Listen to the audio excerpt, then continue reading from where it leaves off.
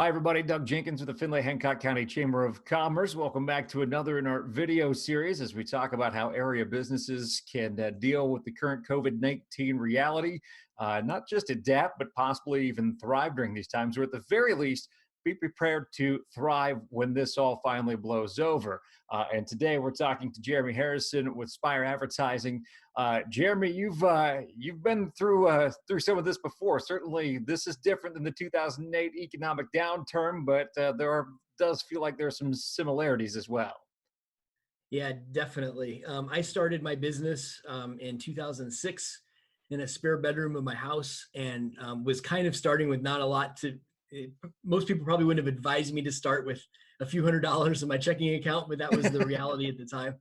And we just started to get some traction when the recession hit, and it was hard. I mean, it was really difficult. I know there were times where I was leaving, as I'm sure other business owners can recall, leaving paychecks in the top drawer of my desk so that my team could keep working. And there was a point there in the midst of the recession where I didn't know how I was going to pay my employees at the end of the week. I ended up stepping out of the office because I didn't want them to see the panic on my face.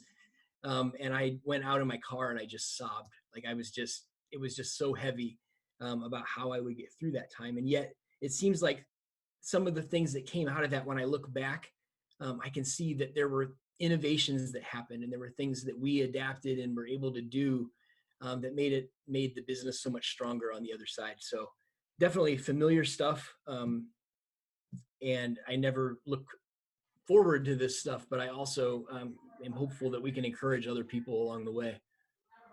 Well, and maybe it's just me and it's anecdotal, but I feel like there's more optimism on the backside of this than there was then, just because that was an economic situation where we didn't. I mean, it was a lot out of our control, and while this is out of our control, eventually we're going to be on the other side of that curve. That's something that we know will happen, and I feel like people are optimistic that Yeah. when that happens, the economy may look different, but it's going to resume, and so getting those plans in place for when the economy starts cranking up again, that's what's really paramount right now.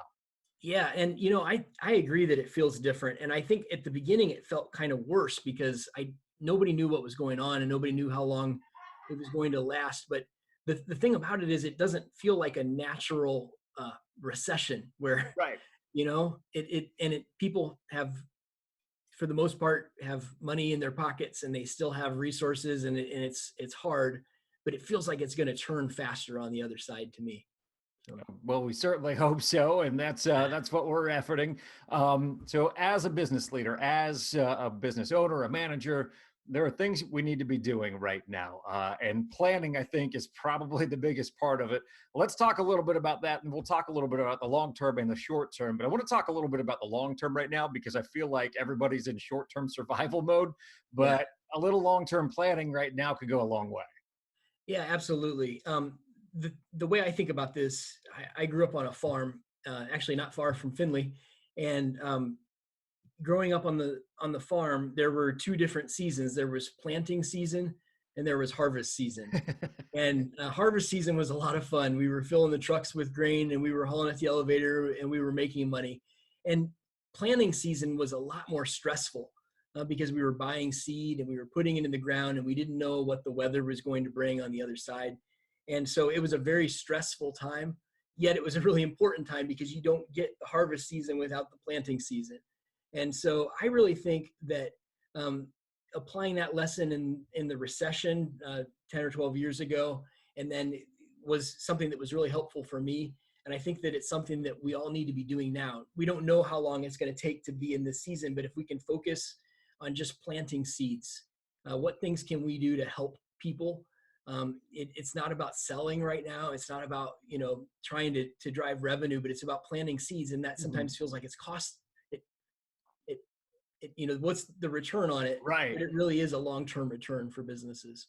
So let's talk about the planting the seeds to continue the analogy. What are some things people can do right now where maybe you're not selling something, you're not selling a widget, a membership, whatever it is, but you got to be out in front of people. You got to let them know that while things are different right now, you're still going to be there when this all comes to an end. What are some things you would suggest? Yeah, I think it's going to be different for every business, every organization, but I think the key is to start by really thinking about what do I have to work with? And maybe even the first question is, who are my customers, or who are my clients, or who are the people, the members or whatever that I'm out there wanting to serve? The second question would be, what do they need? Like, what problems and pain points, and what are the things that are keeping them up at night? What are the needs in my community? Things like that. And then I think the third part that's the most important, and this is why it's unique to every organization, is what do I have to work with? It could be resources, it could be manpower, it could be empty space right now that's not getting used because of the business. I love, Doug, you shared with me ahead of time that you've got what 18 years of radio Yeah. experience. And so being able to pull that out right now for you is a thing that you're able to do, that allows you to connect with a lot of people and share this content with people. And so it's really just figuring out, what does each organization have? And everybody has something that they can do. There's been great stories of people that have trucks that are normally out doing repair work, but now they're using those trucks to transport supplies from place to place. And so I think it's just trying to figure out what needs are out there. Are there things that you can specifically do to serve your clients? That's awesome if you can find ways that you can serve those people in a different way. But even if it's just using those resources to serve your community. And I think one of the things that I don't want to say embraced, and I don't want to say it's been fun, but one thing I enjoy tackling new challenges.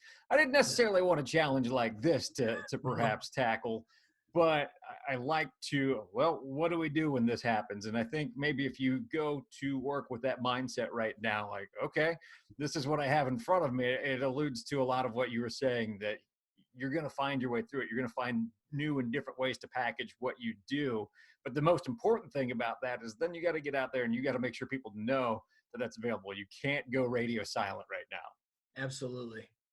Yeah. And I think that there are, it almost creates, and I don't want to get the tone of this wrong, but there are, if you have competition in the market, that maybe they're always just a few steps ahead of you, and you just can't. There's a lot of people out there that are just so paralyzed in fear right now that they are just hiding under a rock and they're not doing anything. But if you can find ways that you can go out there and you can serve your community, serve your client base, and not go silent, not do that radio silence thing, but ways that you can connect with people, you might be surprised at the impact that you can make. Quick story, during the recession, that same week that I ended up in the car, just not knowing how I was going to make payroll, I had an idea later that week, and it didn't solve the problem that week, mind you. It didn't solve any revenue problems for us in the short term. But the idea was, I've done a lot with digital marketing, and 12 years ago, nobody was doing a lot with that stuff. And so I put together a seminar about how to do marketing during a recession. And people were asking a lot of questions about, well, what should we do? Should we stop our advertising during this time? Should we keep it going? Should we change it?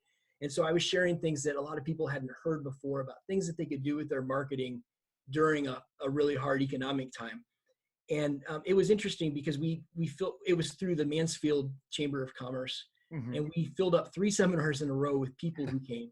And nobody bought anything, which at the time was really, I needed. But what I didn't understand until later was that I had planted a lot of seeds during that time. And when I looked back today, 80% of the people who were in the room for those seminars that I was doing are now my clients. And that happened over a period of time, and it was long-term seed planting activity. And it wasn't necessarily done for that purpose. I don't even know at the time. I was just trying to survive. But it made a bigger impact than I ever could have known at the time. I think the actions that we take now have bigger ramifications than we believe, and I think that really illustrates that point. Absolutely. Jeremy, if people want to get in touch with you to learn a little bit more about outlining a strategy during this time, what's the best way to get in touch with you? Yeah, good question. We are online, spiread.com. So it's Spire, like the top of a building, SPIREAD, advertising.com. So it's spiread.com. We're on social media. We have offices in Ashland, Ohio, where we started. We also have an office in Tiffin that we just opened last year. And so they can do that.